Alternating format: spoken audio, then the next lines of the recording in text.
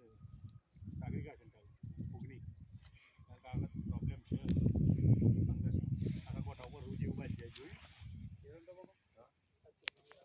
મારો ઓછું એક જ છોડ આવ્યો આ બાજુ.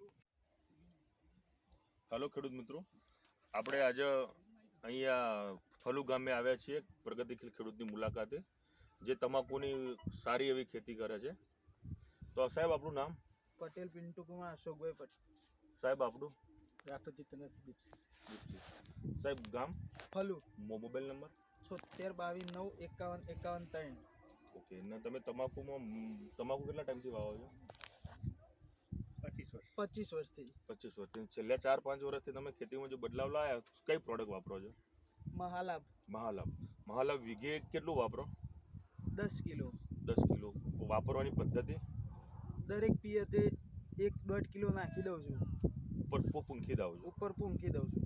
પત્તા ઉપર પડે, પત્તું એબ્ઝોર્બ કરી દે, બાકી બધું પીએચમાં ગળી જાય.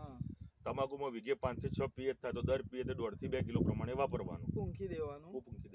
ઉપર જ પત્તા પર સીધું ઠાર પર એટલે પત્તું પી જાય. તો મહાલાભ વાપરવાથી તમને તમાકુની અંદર શું રિઝલ્ટ અથવા ફાયદાકારક લાગ્યું? પત્તું મોટું થાય, વિકાસ થાય, વજન વધે. પત્તું જાડું થાય છે, એના લીધે એનું વજન વધે છે.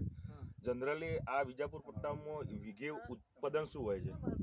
40-45 મણ. 40-45 વર્ષ. તમે મહાલાભ વાપરો તો એનાથી શું ફાયદો મળે છે? 60 મણ જેવું થાય છે લગભગ. મતલબ 15 થી 20 મણનો ડિફરન્સ આવે છે. 15 થી 20 મણનો ફરક આવે છે. અને ભાવમાં પણ ફરક આવે? ભાવમાં પણ ફરક આવે. 50 થી લઈને 150 સુધીનો 50 થી 150 રૂપિયાનો ડિફરન્સ પ્લસ મળે છે. તો તમે જનરલી ખેડૂતોને શું ભલામણ કરશો? મહાલાભ વપરાય, સારો છે મહાલાભ વસ્તુ.